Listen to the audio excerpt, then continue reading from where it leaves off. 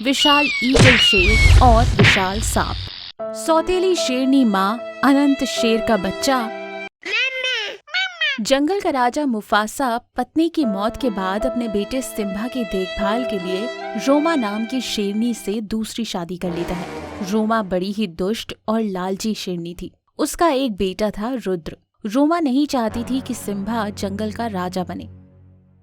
एक दिन मुफासा ये घोषित करता है कि सिम्बा ही इस जंगल का होने वाला राजा है। ये सुनकर रोमा गुस्से से आग बबूला हो जाती है। आखिर ये बुढ़ा अपने आप को समझता क्या है?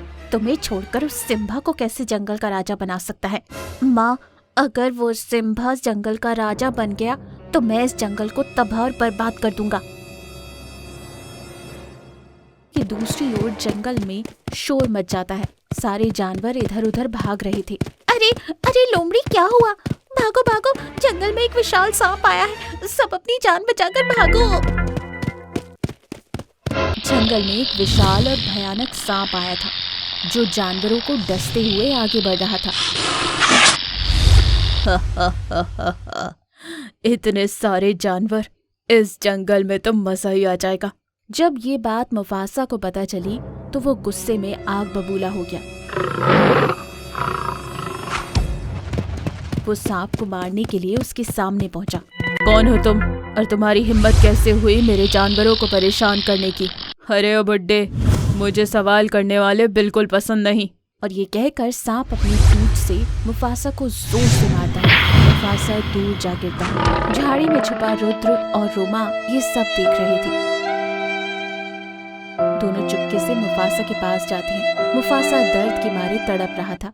रोमा, मेरी मदद करो। पर मदद करने की बजाय रोमा और रुद्र मुफासा पर बार बार हमला करते हैं, जिसके चलते मुफासा की मौत हो जाती है। अब तुम्हें इस जंगल का राजा बनने से कोई नहीं रोक सकता। इसकी मौत का इल्जाम हम उस सांप पर डाल देंगे। सिम्बा अपने पिता का बदला लेने सांप से लड़ेगा और वो उसे मार डालेगा। फिर हम आराम से सिम्बा का काम तमाम कर देंगे। एक तीर दो निशाने। सही कहा माँ। दोनों मगरमच्छ के आंसू लिए हुए सिम्बा के पास जाते हैं। बेटा सिम्बा, तुम अनाथ हो गए। उस दुष्ट सांप ने तुम्हारे पिता को मार डाला।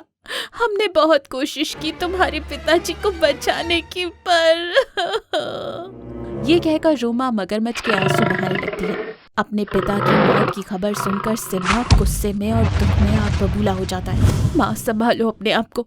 मैं वादा करता हूँ कि मैं उस दुष्ट सांप को जिंदा नहीं छोड़ूंगा।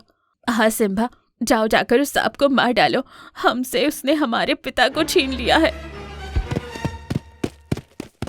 सिम्बा सांप के पास जाता है। इधर सांप जंगल में दहशत मचा रहा था। रुक जा, अगर एक भी कदम आगे बढ़ाया तो तेरी खैर नहीं। तेरी हिम्मत कैसे हुई मेरे पिताजी को मारने की? अच्छा, तो वो बुड्ढा तेरा बाप था? चल कोई बात नहीं, तुझे भी तेरे बाप के पास पहुंचा देता हूँ। ये बात सुनते ही सिम्बा जोर से दहाड़ मारते हुए सांप की ओर बढ़ता है। दोनों के बीच लड़ाई होती है। वहीं दूसरी ओर कुछ दूर पर एक पेड़ के पीछे खड़ी रोमा और रुद्र इन दोनों की लड़ाई देख रहे थे। माँ, तुम्हें क्या लगता है इन दोनों में कौन बचेगा? जो भी बचेगा वो हमारे हाथों मारा जाएगा। जैसे ही सिम्बा मरेगा मैं तुझे इस जंगल का राजा बना दूंगी। इधर सिम्बा सांप से लड़ते लड़ते काफी घायल हो गया था। वो एकदम से नीचे गिर जाता है। सांप सोचता है कि सिम्बा मर गया और वो वहाँ से निकल जाता है कि तभी रास्ते में सांप की नजर रुद्र पर पड़ती है, जो पेड़ के पीछे छुपा खड़ा था। सांप रुद्र को पीछे से डस देता है और वहाँ से चला जाता है। रुद्र, रुद्र बेटा, क्या हुआ? आंखें खोलो बेटा, कोई है, मेरे बेटे को बचा लो। रोमा फूट फूट कर रो रही थी। उसकी आवाज सिम्बा के कानों में पड़ती है। सिम्बा एकदम से जाग जाता है। माँ, तुम घबराओ नहीं, मैं रुद्र को कुछ नहीं होने दूंगा। सिम्बा भालू वैद को बुलाता है। इस सांप का असर बहुत ही खतरनाक है। अब रुद्र को केवल एक ही जानवर बचा सकता है। कौन है वो? बताओ, मैं अभी जाकर उसे ले आता हूँ। नहीं सिम्बा, ये इतना आसान नहीं जितना तुम समझ रहे हो। इससे तुम्हारी जान को भी खतरा हो सकता है। तुम मेरी चिंता मत करो, बस मेरे भाई की जान बचा लो। बताओ वो कहाँ है? वो एक विशाल बाज है, जो जंगल के उत्तरी दिशा में रहता है। सिम्बा बिना देरी किए बाज को ढूंढते हुए निकलता है। काफी दूर जाने के बाद सिम्बा को बाज नजर आता है। रुक जाओ, तुम यहाँ तक आ गए हो पर यहाँ से जिंदा वापस नहीं जाओगे। मुझे अपनी जान की परवाह नहीं है, मैं यहाँ अपने भाई की जान बचाने आया हूँ। ये कहकर सिम्बा बाज को सारी बात बताता है। मुझे तुम्हारी मदद की जरूरत है। बाज अपनी जादुई शक्ति से सिम्बा के शरीर से जुड़ जाता है और वो एक विशाल बाज शेर बन जाता है। वो उड़ता हुआ सीधे जंगल में आता है। विशाल सांप और विशाल शेर बाज की लड़ाई होती है।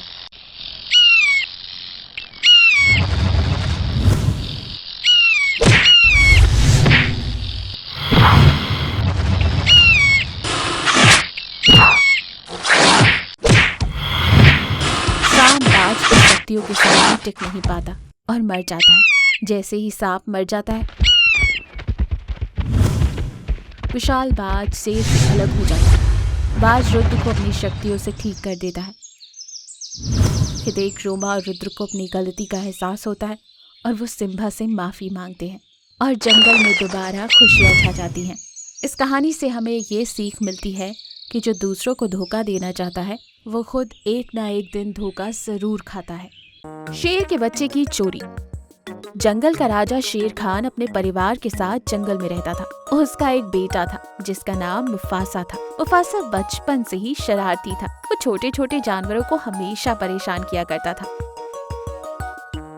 अरे छोटू मियाँ, मैं भी तुम्हारे साथ खेलता हूँ, चलो साथ में खेलते हैं। नहीं मुफासा, हम तुम्हारे साथ नहीं खेलेंगे, हमें अकेला छोड़ दो।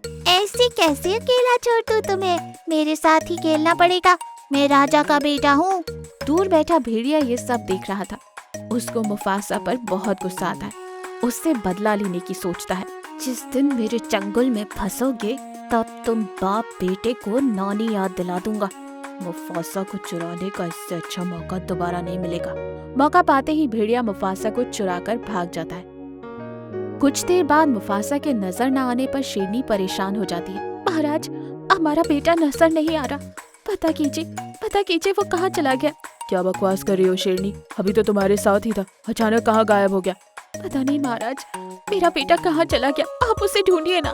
फिक्र मत करो शेरनी, वो यहीं कहीं खेल रहा होगा। महाराज, कहीं ऐसा तो नहीं मुफासा को किसी ने चुरा लिया हो।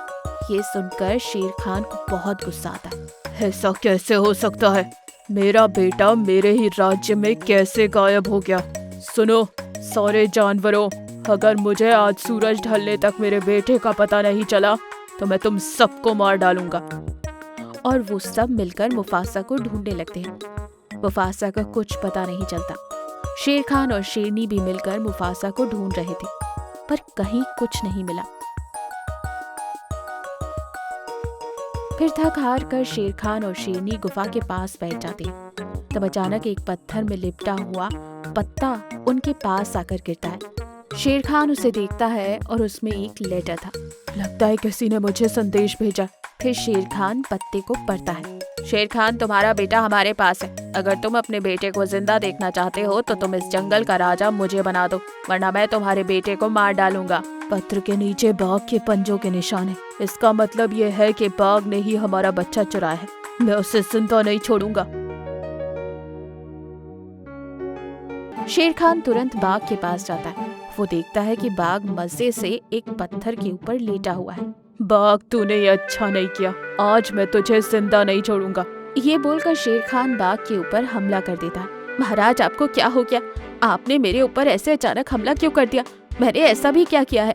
धोखेबाज, सारा काम करने के बाद मुझसे ही पूछ रहा है कि मैं तुझ पर हमला क्यों कर रहा हूँ। तूने मेरे बच्चे को चुराया है, आज मैं तुझे जान से मार दूंगा। मुफासा चोरी हो गया? ये आप क्या कह रहे हैं महाराज? तुझे सब पता, फिर भी तू ना समझ होने का नाटक कर रहा है। नहीं महाराज, मैं सच कह रहा हूँ, मुझे इस बारे में कुछ नहीं पता। कृपया आप मुझ पर विश्वास कीजिए और मुझे विस्तार से बताइए। फिर शेर खान पूरी बात बाघ को बताता है और साथ ही साथ ये भी कहता है, तुम्हारे अलावा इस जंगल में और कोई पढ़ा लिखा ही नहीं, तो ये पत्र तुम्हारे अलावा और कौन लिख सकता है। तभी अचानक चिड़िया उड़ती हुई शेर खान के पास आकर बोलती है, महाराज की जय हो। महाराज, मैं एक खबर लाई हूँ। क्या खबर लाई हो, जल्दी बताओ। महाराज, मैंने सुना है कि भोलू भेड़िया अभी अभी शहर से पढ़ लिख कर आया है। हो सकता है कि वो पत्र भेड़िया ने ही लिखा हो। ये सुनकर शेर खान बाघ को लेकर भेड़िए की गुफा तक जाता है और ये देखकर आश्चर्यचकित हो जाता है कि वहाँ पर एक सियाई की बोतल रखी हुई थी। इसका मतलब मेरे बेटे का चोर भेड़िया ही है। तभी बाघ भी अपने पैरों का निशान पत्थर पर देखकर गुस्से में आ जाता है। आपने ये पंजों के निशान देखे महाराज? इसका मतलब वो सब इस भेड़िए की ही चाल थी। मैं उस भेड़िए को जिंदा नहीं छोड़ूंगा।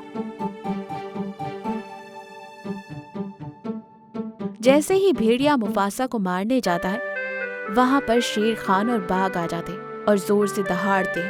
तुम्हारे खेल खत्म हो गए भेड़िए, तेरी चाल मुझे पता चल गई है। ठीक है, मुझे तुमसे कुछ कहना है। जल्दी बता भेड़िए, क्या कहना चाहता है?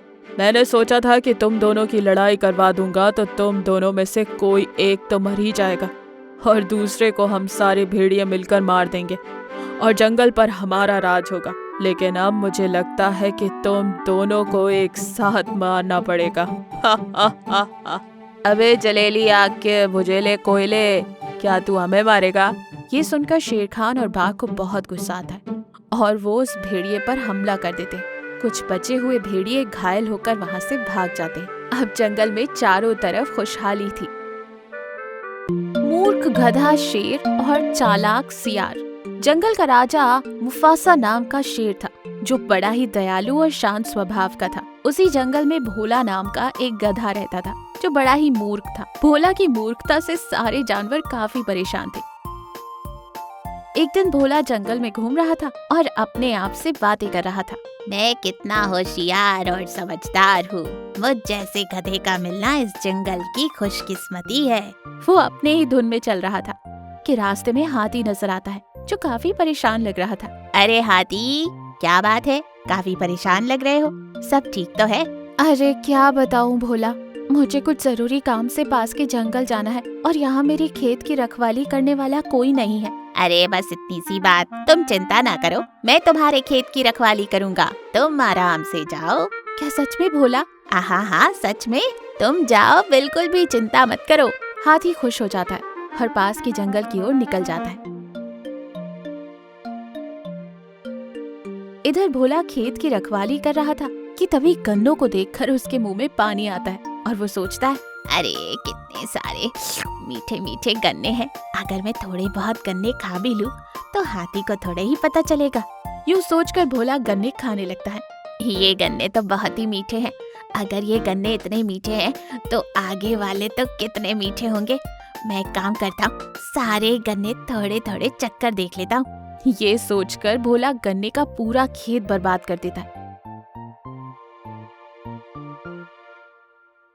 शाम को जब हाथी वापस आता है तो कहता है, अरे भोला, ये तूने क्या कर दिया? मेरा सारा खेत ही बर्बाद कर दिया। रुक, मैं अभी महाराज के पास तेरी शिकायत करती हूँ।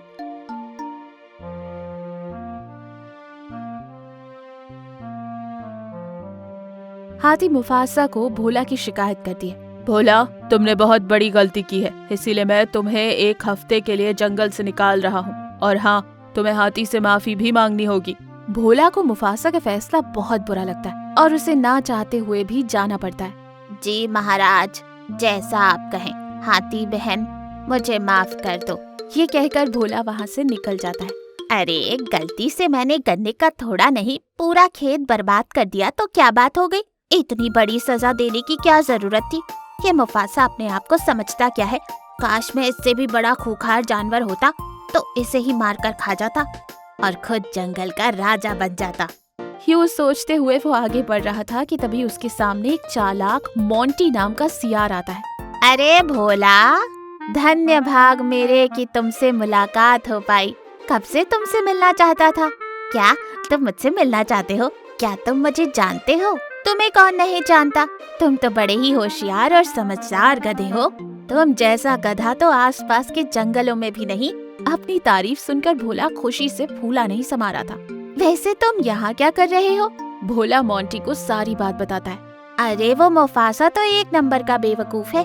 मेरा मानना है कि मुफासा को जंगल का राजा बिल्कुल नहीं होना चाहिए। जंगल का राजा तो तुम्हें होना चाहिए। तुमने तो मेरे दिल की बात कह डाली। मैं एक ऐसी जादुई जड़ी बूटी के बारे में जानता हूँ जिसे खाते ही तुम एक खूंखार जानवर में बदल जाओगे, पर उसके लिए तुम्हें एक काम करना होगा। बताओ बताओ मुझे क्या करना होगा? मोंटी भोला को कहता है। अगले दिन हिरन भागी भागी हाथी के पास आती है। अरे हाथी बहन, क्या तुमने मेरे बच्चे को देखा? वो सुबह से दिखाई नहीं दे रहा। नहीं, मैंने तो नहीं देखा, पर तुम घबराओ नहीं, वो यहीं कहीं खेल रहा होगा। चलो दोनों मिलकर ढूंढते हैं। यूं हाथी और हिरन बच्चे को ढूंढते हुए निकल जाते हैं। रास्ते में सूअर भी अपने बच्चे को ढूंढ रही थी। धीरे धीरे एक एक करके जानवरों के बच्चे गायब हो रहे थे।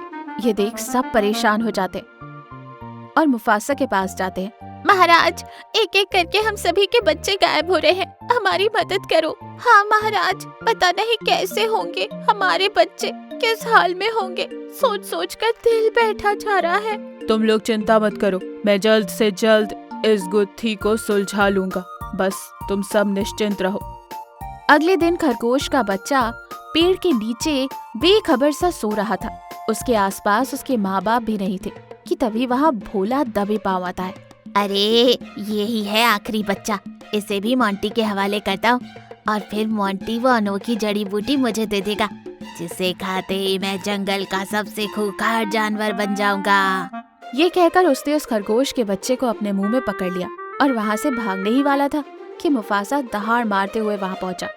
मुफासा को देखकर भोला डर गया और खरगोश के बच्चे को नीचे छोड़ दिया। असल में वो खरगोश का बच्चा नहीं, वो तो बस एक घास थी जिसे मुफासा ने वहाँ रखा था। मैंने तुम्हें पकड़ने के लिए जाल बिछाया था जिसमें तुम फंस गए। अब जल्दी से बताओ कि बच्चे कहाँ हैं, नहीं तो। महाराज, मुझे माफ कर दीजिए, मैं अभी आपको बच्चों के पास ले चलता हूँ। भोला मुफासा और बाकी जानवरों को लेकर मोंटी के पास आता है। मोंटी गुफा में आराम कर रहा था और सारे बच्चे वहीं पर थे। जानवर अपने बच्चों को देखकर खुश हो जाते हैं। मुफासा जोर से दहाड़ मारता है। मुफासा की दहाड़ सुन मोंटी एकदम से नींद से जाग जाता है। अरे मुफासा, तुम? महाराज, क्या आप इसे जानते हो? हाँ, ये मोंटी सियार है। इसने जंगल में उधम मचा रखा था, इसीलिए मैंने इसे कुछ साल पहले जंगल से निकाल दिया था। अब बताओ तुम दोनों ने ऐसा क्यों किया? महाराज, मैं आपसे भी ताकतवर और खूंखार जानवर बनकर आपको मारना चाहता था, इसीलिए मैंने सियार के कहने पर ये सब किया। महाराज, आपने मुझे जंगल से निकाल दिया तो आपको और आपके जानवरों को परेशान करना चाहता था, इसलिए मैंने इस बेवकूफ भोले से कहकर बच्चों को अगवा करवाया, पर इस बेवकूफ गधे ने सारे किए करार पर पानी फेर दिया। अरे मोंटी, तूने तो मुझे गधा बना दिया। अरे ओ भोला महाराज, आप शायद भूल रहे हैं कि आप पहले से ही गधे हैं। भोला शर्म से अपनी आंखें झुका लेता है और मोंटी वहाँ से भाग जाता है। वहाँ खड़े सारे जानवर जोर जोर से हंसने लगते हैं। इस कहानी से हमें ये सीख मिलती है कि कभी भी सुनी सुनाई बातों में नहीं आना चाहिए। अनाथ शेर के बच्चे की माँ गाय खूनी बात। एक जंगल में लीला नाम की गाय चरने के लिए जाती है। एक अनाथ शेर का बच्चा भूख से तड़प रहा था। उसे देखकर गाय प्यार से अपने पास रखकर उसका पालन पोषण करती है। इस तरह कुछ समय बाद सिम्बा बड़ा हो जाता है। माँ, और कितने दिन तक तुम ये मेहनत करोगी? अब मैं बड़ा हो गया हूँ, आज से मैं तुम्हारी देखभाल करूँगा। अभी खाना लेकर आता हूँ, तुम यहीं रहना। फिर सिम्बा चला जाता है। इतने में मुफासा नाम का एक बड़ा शेर गाय के पास आकर इस तरह बातें करता है। अरे मुझे देखकर बाकी जानवर डर के भाग जाते हैं, तुम तो ऐसे ही खड़ी हो। क्या मुझे देखकर तुम्हें डर नहीं लगता? तुम्हें अपने प्राण प्यारे नहीं है क्या? इतना साहस कहाँ से आया? तुम्हें मारकर मैं अपनी भूख मिटाऊंगा, तब तुम्हें अकल आएगी। मैं क्यों डरूं? ज़्यादा से ज़्यादा क्या करोगे तुम? मुझे मार दोगे, लेकिन तुमने अगर मेरी जान ली तो मेरा बेटा सिम्बा तुम्हें जिंदा नहीं छोड़ेगा। तो मैं क्यों डर के जीऊं? मेरे पास मेरा बेटा है, वो ज़रूर आएगा। क्यों अपने बेटे पे इतना इतरा रही हो? तुम मेरा कुछ नहीं बिगाड़ सकती तो तेरा बेटा क्या करेगा? फिर भी चलो देखते हैं, जब तक तुम्हारा बेटा नहीं आता मैं यही हूँ। उसके आने के बाद तुम दोनों को एक साथ मार कर खाऊंगा। इतने में सिम्बा वहाँ आ जाता है और मुफासा उसे देखकर हैरान रह जाता है। माँ, क्या हुआ? ये कौन है? लगता है इस जंगल में नया आया है। ये मुझे जान से मार देना चाहता है। तो मैंने कहा मेरा बेटा आने के बाद मुझे मारना। कहता है अब तुम्हें भी मार देगा। तेरी इतनी हिम्मत कि तू मुझे और मेरी माँ को मारेगा, अब तेरी खैर नहीं। रुको बेटा, ये कैसा चमत्कार है? इस गाय का बेटा शेर कैसे हो सकता है? गाय के पेट से तो गाय जन्म लेती है, ये सब कैसे हुआ?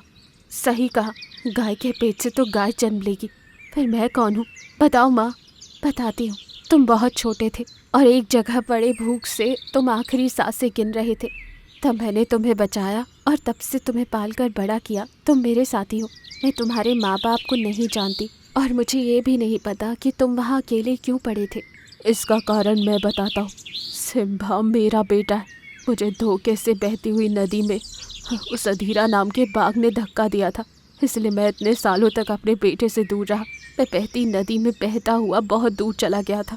बाद में मैंने मेरे बेटे के लिए बहुत ढूंढा, पर वो कहीं नहीं मिला। अब इतने सालों के बाद मैंने उसे खोज निकाला। तुम्हारा एहसान मैं ज़िंदगी भर नहीं चुका सकता। तुम पर हमला करना चाहा, मुझे माफ़ कर दो। इतने सालों से सिम्बा के माँ बाप का इंतज़ार किया था। इतने दिनों के बाद मेरा सपना सच हुआ। मैं अभी बहुत निश्चिंत हूँ। सिम्बा अपने पापा के साथ जाओ। पापा इतने दिन मुझे छोड़कर कहाँ चले गए थे? आप ठीक तो हो ना?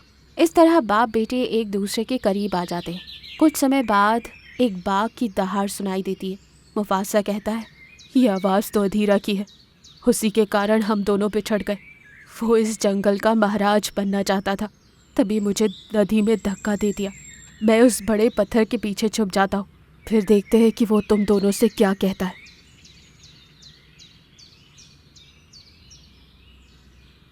इतने में अधीरा वहाँ आता है। पत्थर के पीछे छुपा मुफासा अधीरा को देख रहा था। आप दोनों कौन हो और यहाँ क्या कर रहे हो?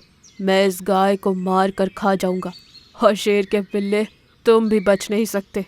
और तुम्हें देखकर तो मुझे मुफासा की याद आती है, जिससे मैंने नदी में धक्का दे दिया था। सच बताओ कौन हो तुम, वरना तुम्हारी भी खैर नहीं। तुमने धोखे से नदी में जिसे धक्का दिया था वो मुफासा मेरा पिता है। अब मैं तुम्हारा अंत करूँगा। इतने में पीछे से मुफासा आता है। मुफासा को देखकर अधीरा दंग रह जाता है और कहता है, क्या तुम जिंदा हो? उस बहती नदी में तुम वापस कैसे बचे? जंगल का राजा बनने के लिए तुमने जो किया, उसकी वजह से मुझसे मेरा बेटा अलग हो गया। वो तो भला हो लीला का जिसने मेरे बेटे की जान बचाई और उसे पाला, वरना वो भूख से तड़प कर मर जाता। अब मैं तुम्हें जिंदा नहीं छोड़ूंगा।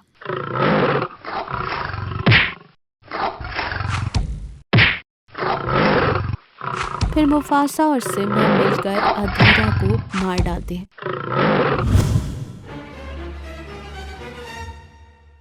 और तीनों मिलजुल कर हंसी खुशी जीवन बिताते हैं।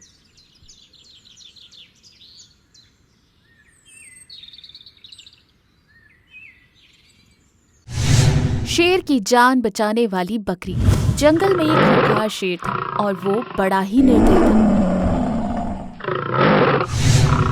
वो बिना वजह जानवरों का शिकार करता और उन्हें मार डालता था। जब भी शेर रास्ते में नजर आता, जानवर अपने अपने घरों में छुप जाते। जानवर इसी डर और दहशत में अपना जीवन गुजार रहे थे। एक दिन चमेली नाम की एक गर्भवती बकरी अपने पति चिंटू के साथ घास चर रही थी। अरे चमेली, यहाँ तो बस थोड़ी सी घास है। मैं एक काम करती हूँ, थोड़ा आगे जाकर और देख कर आती हूँ। अरे नहीं नहीं, तुम कहीं नहीं जाओ, आगे खूंखार जानवर हो सकते हैं। हम दोनों इसी से काम चला लेते हैं। अरे तुम चिंता ना करो, ज्यादा दूर नहीं जाऊंगी। वैसे भी तुम गर्भवती हो, तुम्हें ज्यादा घास की जरूरत है। ये कहकर चिंटू आगे बढ़ता है और चमेली घास चर रही थी। काफी देर हो जाती है पर चिंटू वापस नहीं आता। अरे चिंटू को गए काफी वक्त हो गया, वो अभी तक वापस क्यों नहीं आया? कहीं वो किसी मुसीबत में तो नहीं फंस गया?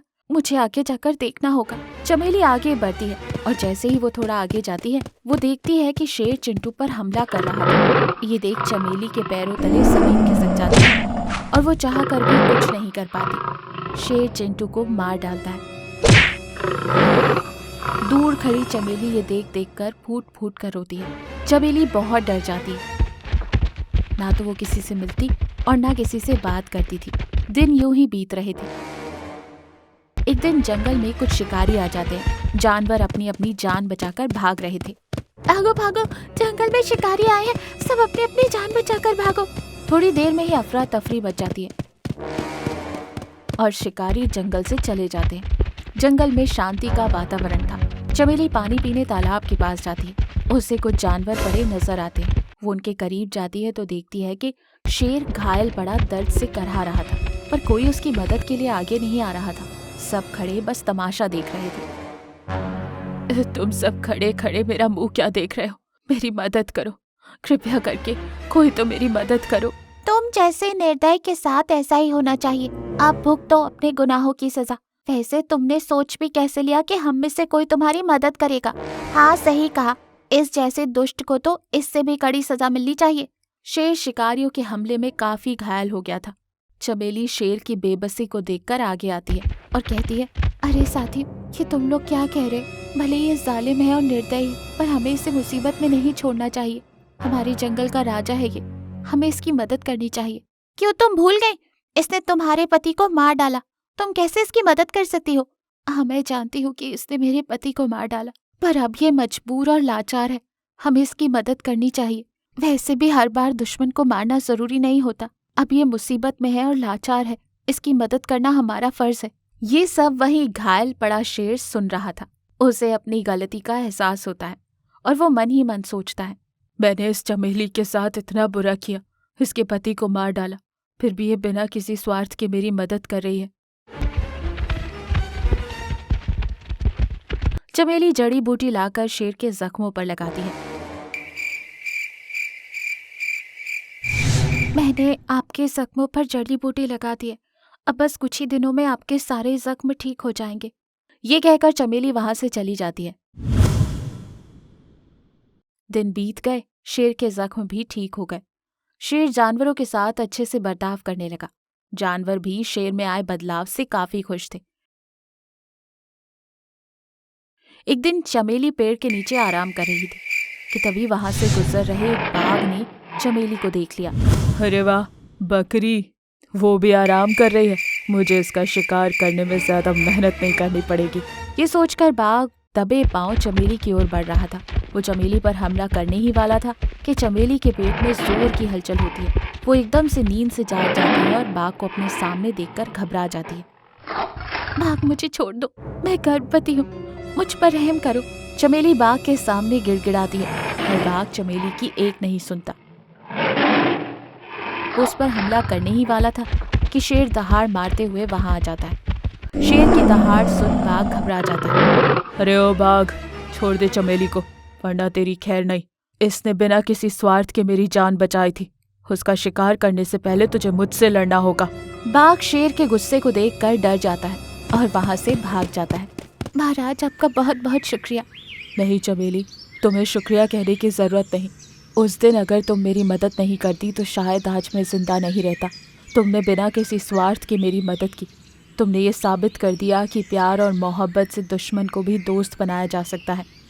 शेर में आए इस बदलाव से सारे जानवर बहुत खुश थे। चमेली एक प्यारे से बच्चे को जन्म देती है।